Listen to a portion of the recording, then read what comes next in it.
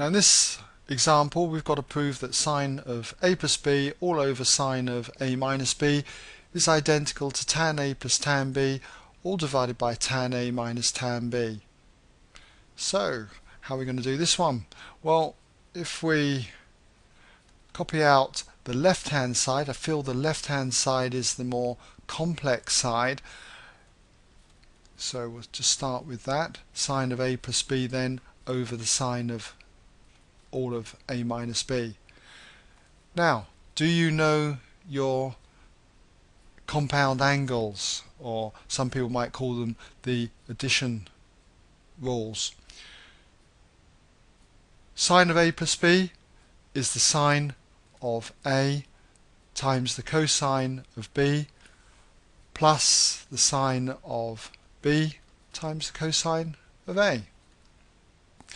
And if we do the same thing almost to the bottom here, expand this using the basic addition rule, you've got this, that this is the sine of a times the cosine of b minus though the sine of b cosine of a.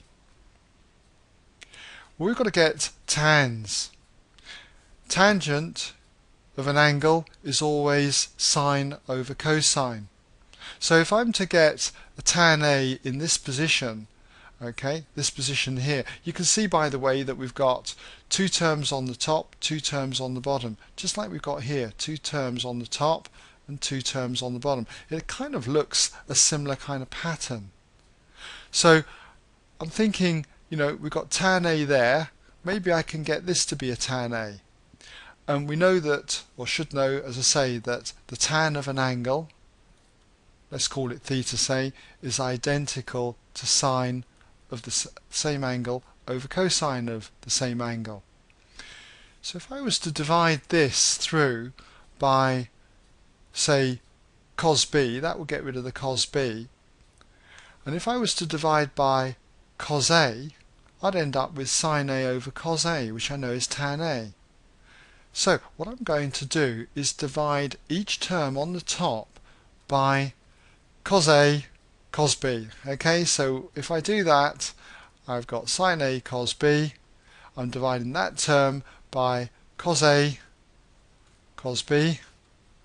I do the same to the next term. We've got sine b cos a. It's starting to look very complicated, but I can assure you it will get there in a moment. Cos a cos b, and it's all divided by, we take this term here, sine a cos b, divide that by cos a cos b, and then minus, we've got this term here, sine b cos a, and again we're dividing it by cos a cos b.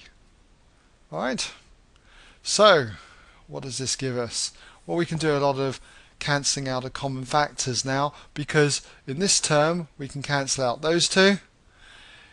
In this term here we can cancel out the two common factors of cos a.